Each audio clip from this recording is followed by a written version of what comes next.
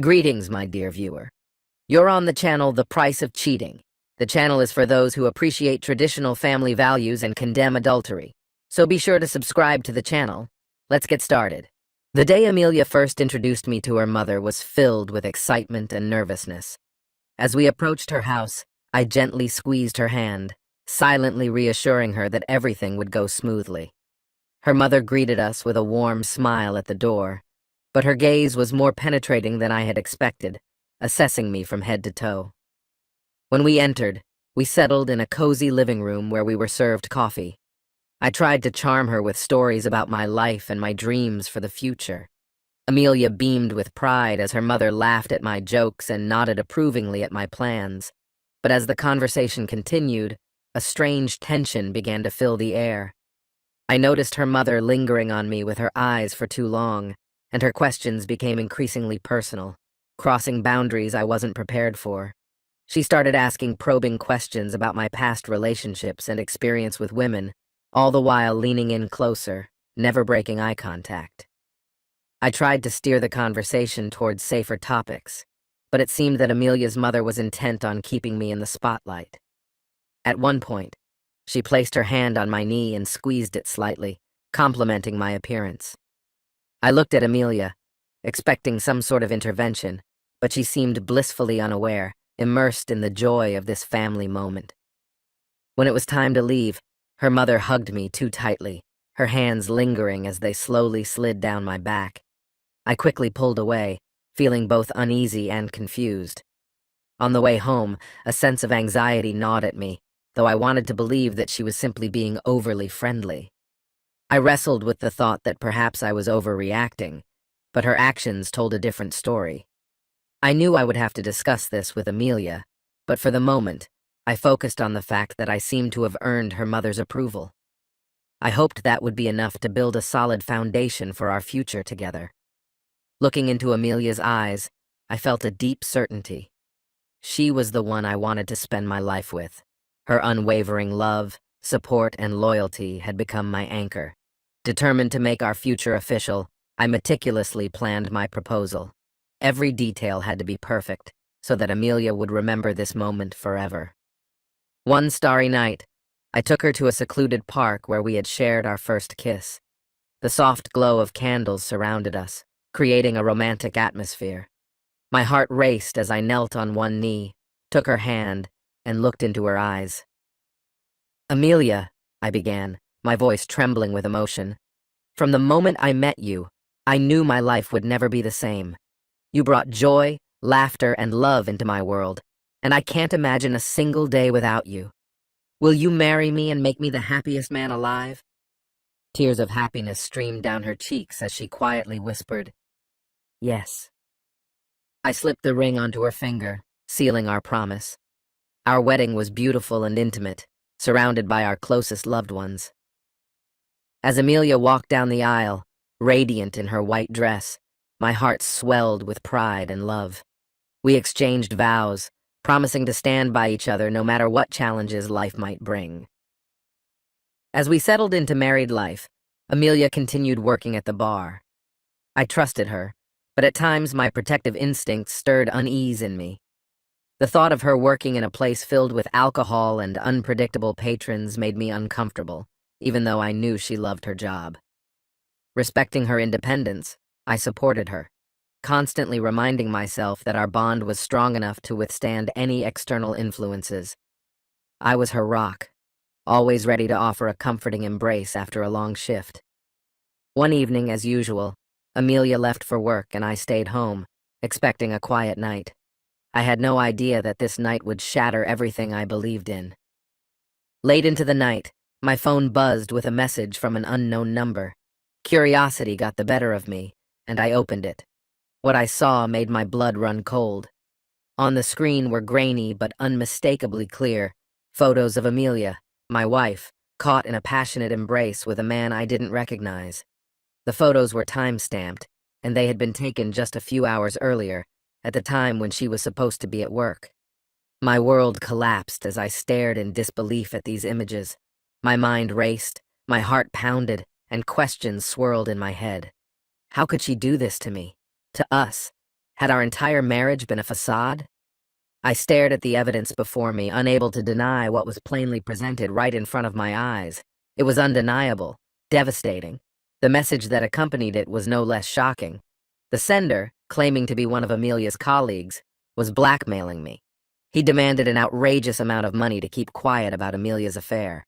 If I refused, he threatened to tell everyone, our friends, family, and even her boss. I sat frozen, my mind reeling from the betrayal and extortion I now faced. In just a few moments, my world had been turned upside down. I was paralyzed, unsure of what step to take next. Part of me wanted to confront Amelia immediately, demand an explanation, force her to look me in the eyes and admit the truth. But another part of me, more rational and restrained, understood the need for caution. I couldn't let my emotions take over. I needed more proof to make sure this wasn't some cruel joke or elaborate lie, and I had to figure out how to handle the blackmail without destroying our lives and reputations. Standing there, clutching the phone with the incriminating photos, I felt conflicting emotions battling within me.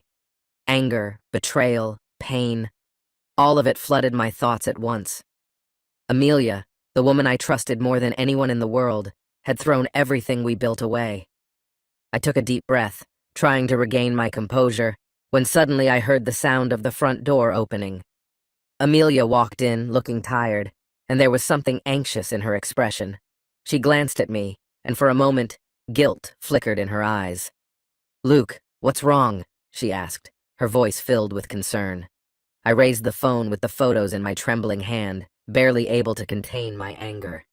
"You know exactly what's wrong, Amelia," I growled, trying to keep my voice steady. "How could you do this to me? To us?"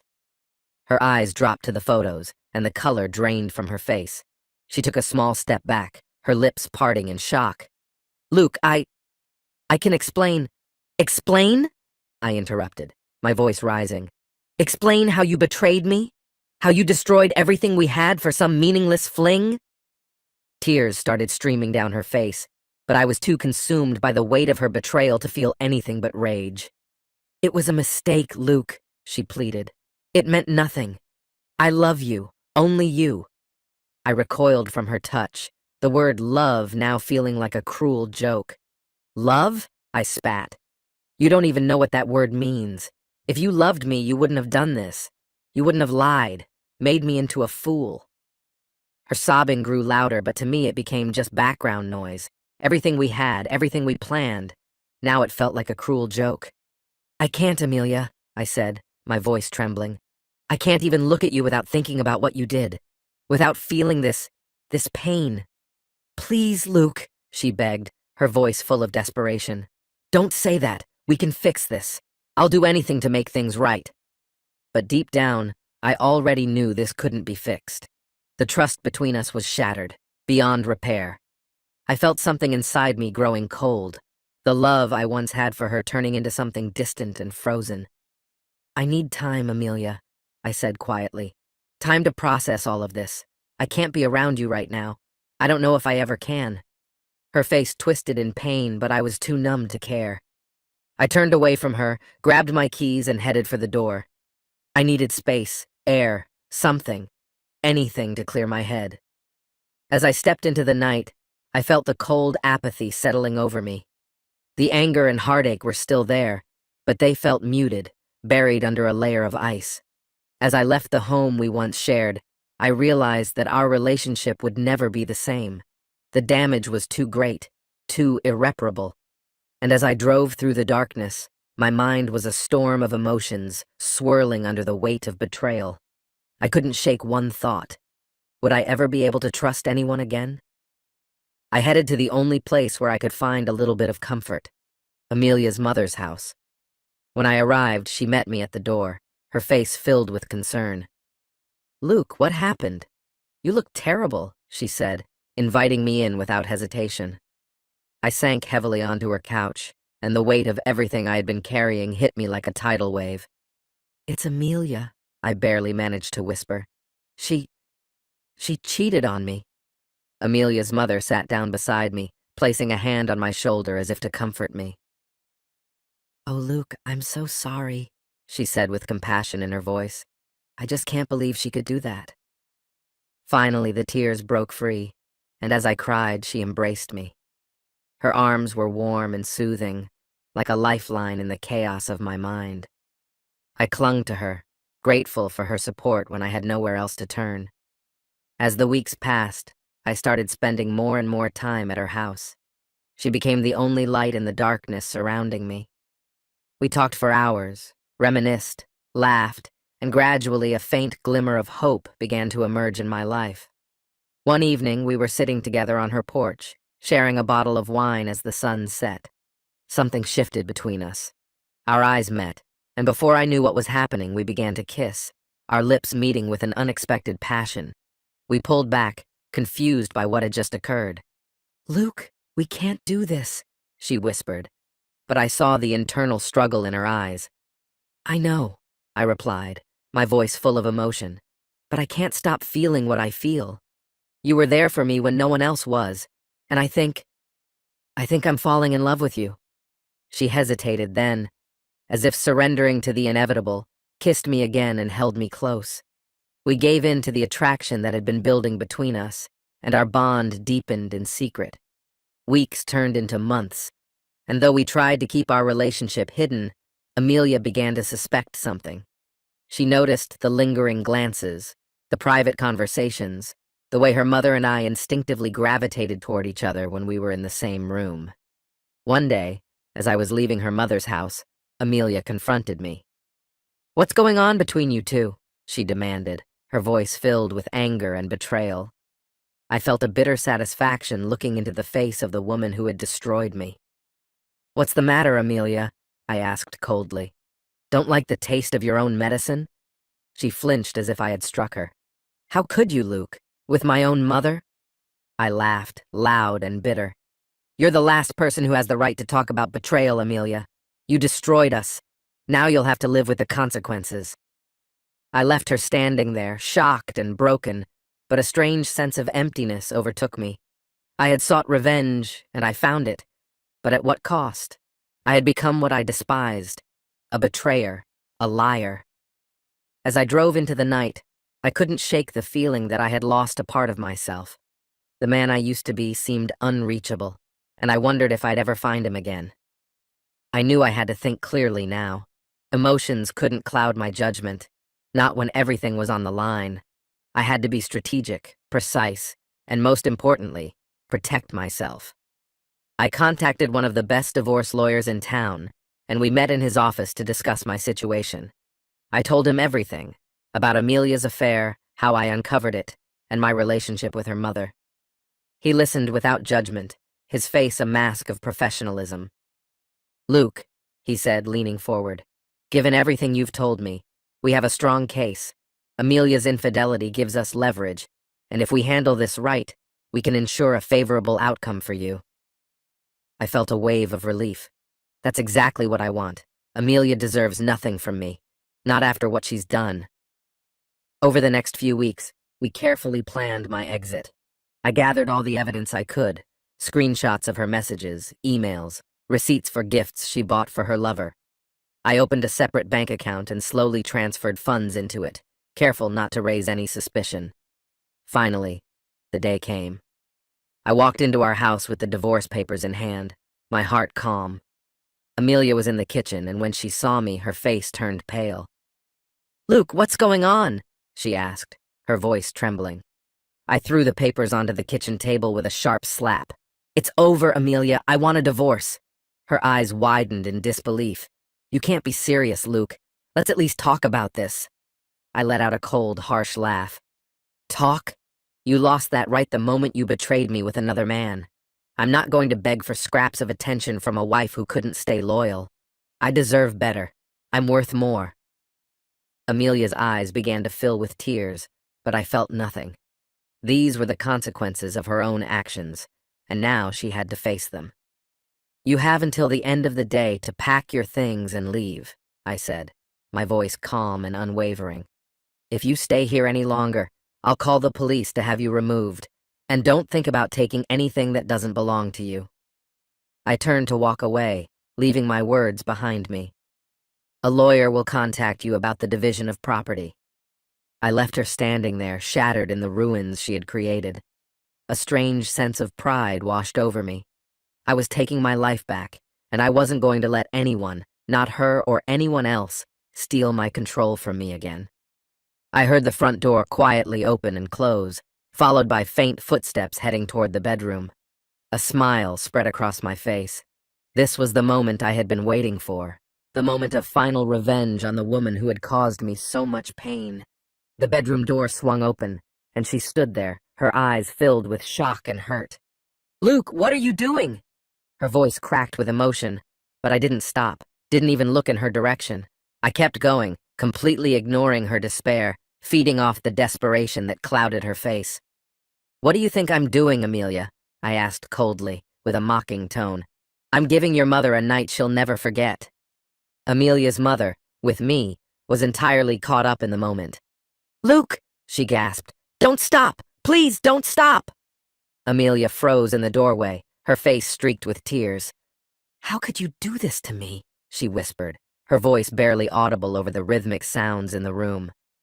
I let out a sharp, bitter laugh. "How could I do this to you? That's funny, considering you destroyed our marriage for a meaningless fling at a bar. You made me this way, Amelia. This is all on you." I saw the realization hit her. Her actions had consequences. She had pushed me to this breaking point. "Luke, please," she begged, her voice weak and fragile. "I never wanted to hurt you." But it was too late. Too late for regrets, too late for forgiveness. The wound was too deep, the betrayal too complete. This was my moment of triumph, and nothing she could say or do would take that away from me. I stood up and looked her in the eyes, my gaze cold and unforgiving.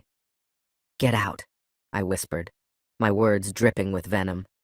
"Get out of my house and never come back." Amelia ran, her sobs echoing through the hallways as she fled. I watched her disappear, a wave of satisfaction washing over me. I had won. I had taken back my life, and nothing, not even her broken state, could take that from me. Later that night, I walked into a bar with my head held high. The room buzzed with whispers and stares. News of our divorce had spread quickly. But I didn't care. Let them gossip. Let them judge. I was free, and now no one could touch me. I went through the fire and came out of it stronger than ever. As I settled on a stool at the bar, I ordered a drink, doing my best to ignore the stares and whispers around me.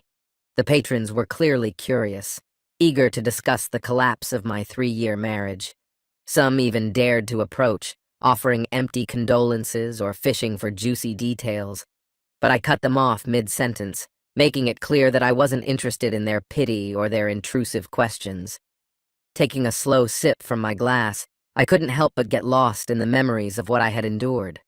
The betrayal, the heartbreak, the all-consuming rage, it was all so overwhelming at first, but I refused to let it destroy me. Instead, I channeled my energy into healing, focusing on rebuilding my life and reclaiming my sense of self. Step by step, I began to move forward. The journey was far from smooth. There were days when the weight of it all nearly crushed me, when all I wanted was to hide away and let the world forget I existed. But I forced myself to keep going, to push through the darkness. Over time, I grew stronger, more resilient. And now, sitting among people who thought they knew my story, I felt an immense sense of pride in what I had achieved. I had survived the worst chapter of my life and emerged better, more confident in myself. No judgment or opinion from anyone could dictate my future. This was my path, and I was steering it on my own terms. Finishing my drink, I stood up, ready for whatever challenges lay ahead. The road to recovery had been long, but I was determined to walk it with unshakable confidence. No matter what anyone thought or said, I knew my strength. I knew my resilience. I left the bar with my head held high, more resolute than ever. The divorce was final and I was free, free from the lies, the betrayal, and the pain that had clouded my life for too long. As I walked down the street, I couldn't help but think of Amelia, of how she had begged me for forgiveness. She cried, pleaded, made promises that she would change, swore she would never hurt me again. But I'd heard it all before, and now her words meant nothing to me. I had given her everything, my love, my trust, my unwavering devotion. And in return, she had thrown it all away for a fleeting fling with some guy she barely knew. It was unforgivable. The pain she caused left scars, but I refused to let her actions define my life. I was someone who knew his worth, strong, independent, and fully capable of finding happiness without anyone's approval or recognition. As I kept walking, I thought about all the men who might have forgiven her, the ones who would justify her actions, forgive, and allow themselves to be taken for granted again. But that wasn't me. I respected myself too much for that. The road ahead wouldn't be easy. Starting over never is. There would be obstacles and unexpected difficulties, but I was ready for them. I had already faced the worst life had thrown at me and come out the other side stronger than I ever imagined. So, taking a deep breath and stepping forward with confidence, I moved into the unknown. The future was mine, and I was determined to make it bright. No matter what challenges awaited, I knew one thing for certain. I had the inner strength to overcome them all. Because that's who I am, a fighter, a survivor, a man who knows his own worth. As for Amelia, she and her mother had become enemies. Amelia, after cheating on me, blamed her mother for the terrible betrayal, while her mother, who I occasionally enjoy spending time with, considered her daughter weak. But that no longer concerned me. I was moving on. This concludes the story. If you like it, then put your powerful like and subscribe to the channel. Greetings, my dear viewer. You're on the channel The Price of Cheating. The channel is for those who appreciate traditional family values and condemn adultery. So be sure to subscribe to the channel. Let's get started. I began noticing changes weeks, if not months, before this, but at first I brushed them off as insignificant. They seemed trivial, just a few extra messages and late meetings. Of course, everyone has busy periods, right? But this wasn't just about being busy. When someone looks you in the eye and makes up a story about a work event on the weekend, it signals a deeper problem, not after 19 years of marriage. Knowing all of Grace's quirks and habits, I started picking up on her subtle signs. She would get absorbed in her phone when she thought I wasn't paying attention. The screen would go dark the moment I turned toward her. She had a repertoire of pre-made excuses to step outside during dinner, always with that bright smile and too sweet tone she had perfected, acting as though I didn't see through her game. I understood, but I stayed silent. Typically, I observe from a distance when faced with problems I plan to address later. Grace was fortunate that I was preoccupied with a work project, one that required more physical effort than mental focus. 3 days spent on calculations and adjustments gave her some freedom, or so she thought. That's when I found the final piece of evidence.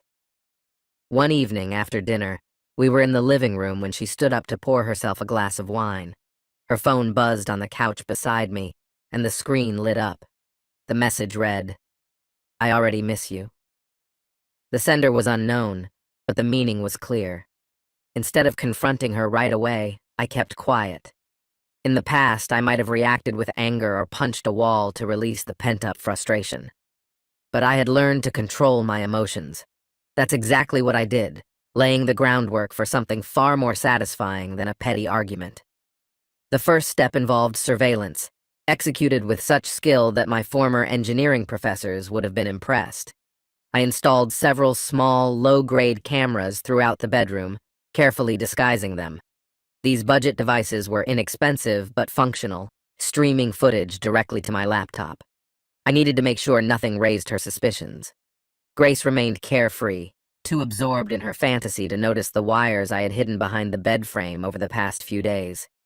I also crafted a special device with a spring mechanism, designed to be placed under the mattress. Building this device was a labor of love.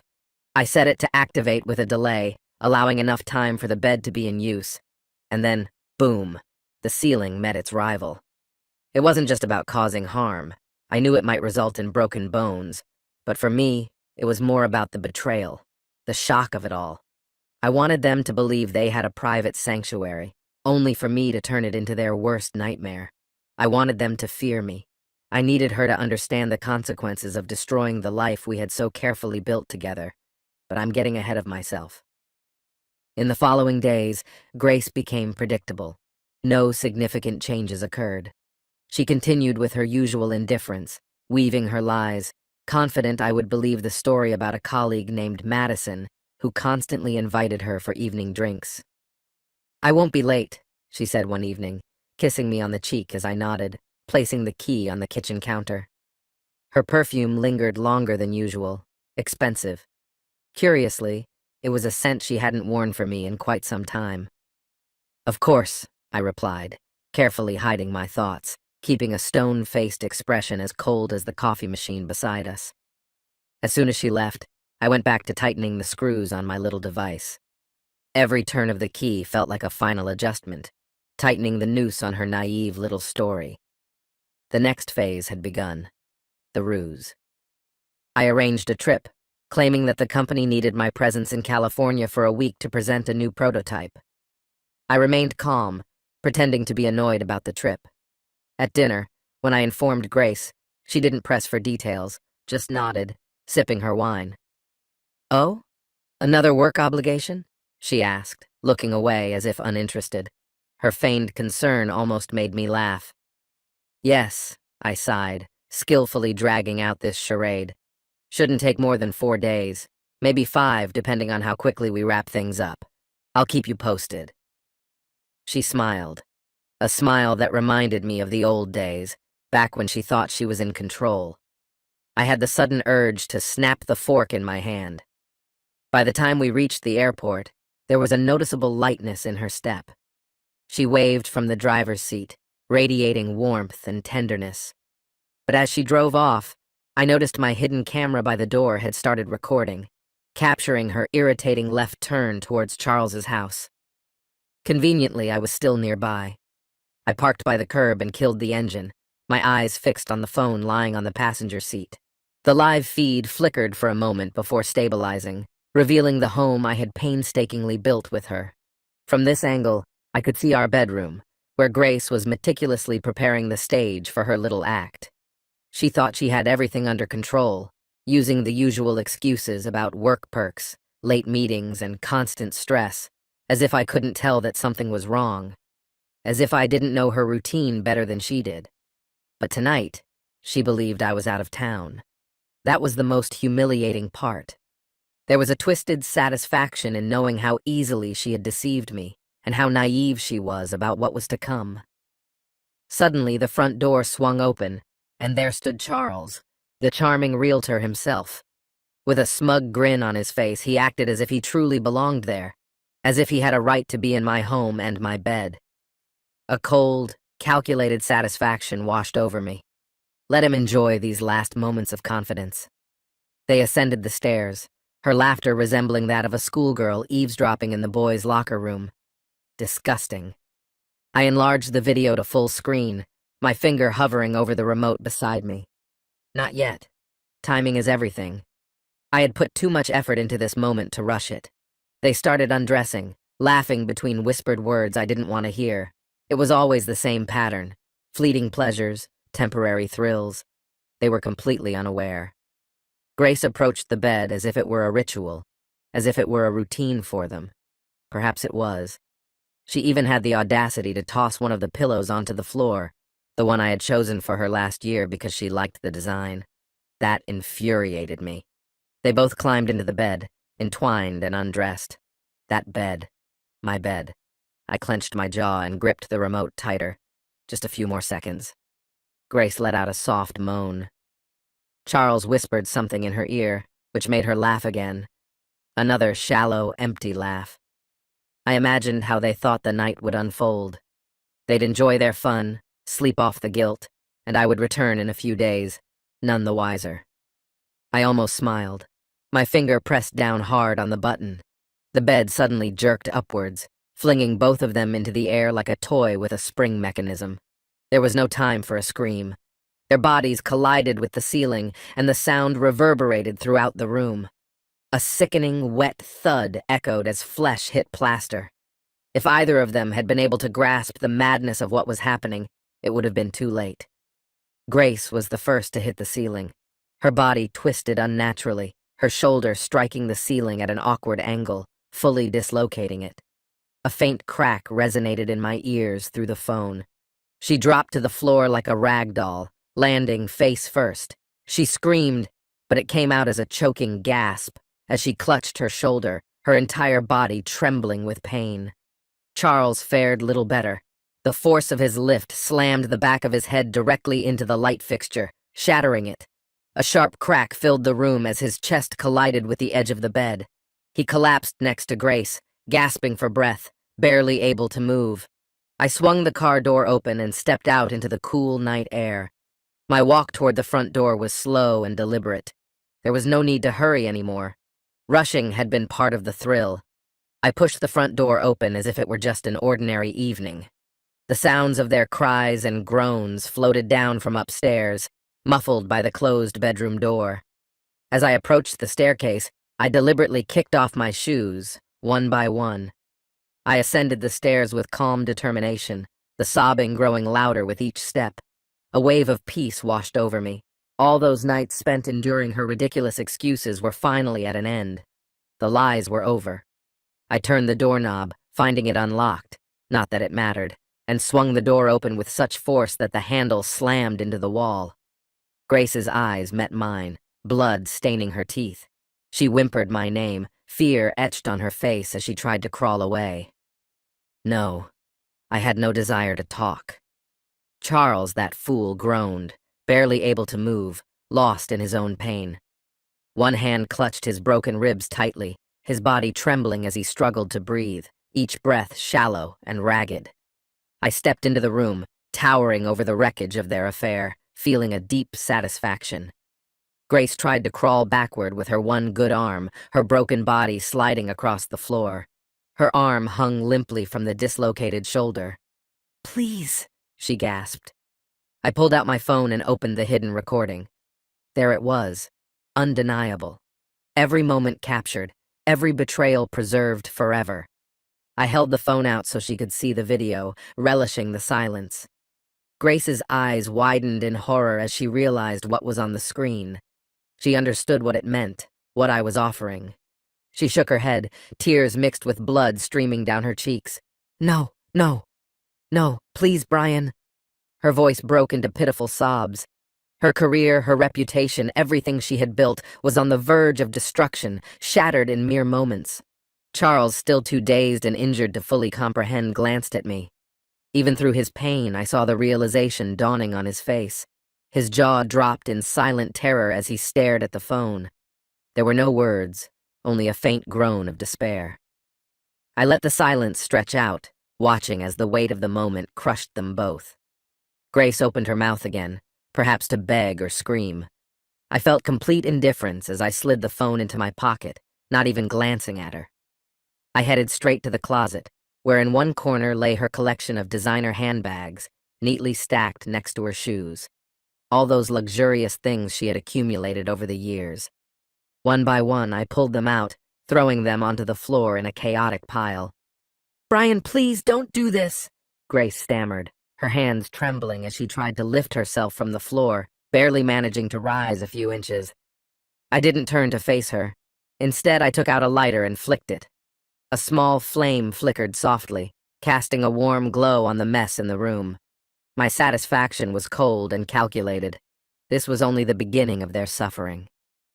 "You know," I said, my voice steady and almost disturbingly calm, "I've had quite a busy day. While you were otherwise occupied, I made some important financial decisions." Grace's eyes widened in shock as the realization hit her, and a dreadful understanding appeared on her face. "That's right, dear. Our joint accounts? Emptied. The house? It's now in my name alone. Your car? Sold. Everything we built together? All mine." I watched as Grace's face turned pale, tears streaming down her cheeks. She tried to respond but could only stifle sobs. Charles lay motionless, his eyes darting between us as he finally grasped the seriousness of the situation. "You have nothing left, Grace. No money, no house, no support. And you," I said, turning to Charles, "are in just as much trouble. I wonder how your clients would react to a video of you in bed with a married woman." Charles's face drained of color. "You can't do that!" he squeaked, clutching his side as if in pain.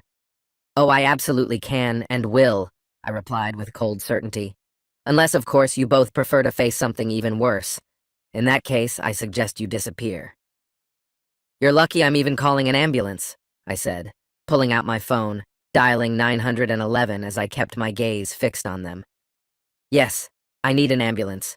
There's been an accident." After the call ended, I looked at Grace one last time. The woman I once loved now lay crushed, pathetic on the floor. All I felt for her was contempt. "Goodbye, Grace. I hope it was worth it." I left the house, letting them deal with the consequences of their choices. As I got into the car, I heard the rising wail of sirens, but I was already looking ahead, ready to start a new life, free from betrayal. Filing for divorce was a mechanical process, simple and devoid of emotion. I approached it like any business matter, with precision, efficiency, and absolute resolve. Grace didn't even try to resist. What could she say? Her body was battered, her spirit broken. When I saw her in court, I barely recognized the woman standing before me. The once confident gleam in her eyes was gone. I didn't feel a shred of compassion. She was just an empty shell, and honestly, that was more than she deserved. It was almost absurdly easy. She didn't contest a single point. The affair, documented in detail on that dating site, sealed the outcome before the battle even began. The divorce was finalized so quickly that I signed the papers as carelessly as canceling a gym membership. As for Grace, she left with only what she had on. I drained all the accounts, leaving her with nothing. No car, no house. And speaking of the house, I sold it too. Too many memories tied to a life that turned out to be a lie. Now I had a new place downtown, my own space to start fresh. A modest apartment located above a cafe. It's the kind of place where anonymity reigns, where people respect each other's personal space and avoid interfering in each other's lives. Everything here is functional. I found solace in this cold detachment. Waking up in a place unburdened by the weight of past memories was liberating. No longer did I wander through places that were filled with traces of her scent. Finally, I felt free. And you know what? I started dating again. I met women who weren't interested in my past, women who were blissfully unaware of Grace. They didn't need to know about it. I cut all ties with anyone connected to her, friends, acquaintances, anyone who might try to pull me back into the swamp of reconciliation or forgiveness. I was done with it. That chapter of my life wasn't just closed, it was erased. A barren wasteland. For the first time, I existed without her presence looming over me. And the best part? That video. A small, sharp reminder of the pain, something I could hold on to, ready to surface at my will. Not to watch it again, of course. I didn't need to see it another time. I had seen it enough. It had served its purpose. No, just the knowledge of its existence was enough. I realized that Grace knew I still had it. It's amazing how one recorded moment can define a person's entire life.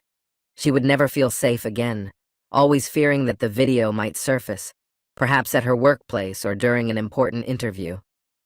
A few months later, I sent her a small reminder. Nothing too elaborate, just a snapshot of me at a bar, smiling like someone in control. I had my arm around a woman named Elisa. We had met a few weeks ago, but she wasn't the focus. The message was brief and clear. 2 sentences. "You'll never escape this," I wrote. In the envelope was the photograph along with that note. I imagined Grace in her filthy motel room, opening the envelope, looking at the picture, probably trembling, wondering if today would be the day I destroyed her life with a single click. She brought this upon herself, didn't she? Now she could lie in the chaos she created, with her broken ribs and shattered spirit. And so I took the final step in my revenge, the video. I sent it out to various social groups. Why keep such an exclusive video to myself? This concludes the story. If you like it, then put your powerful like and subscribe to the channel.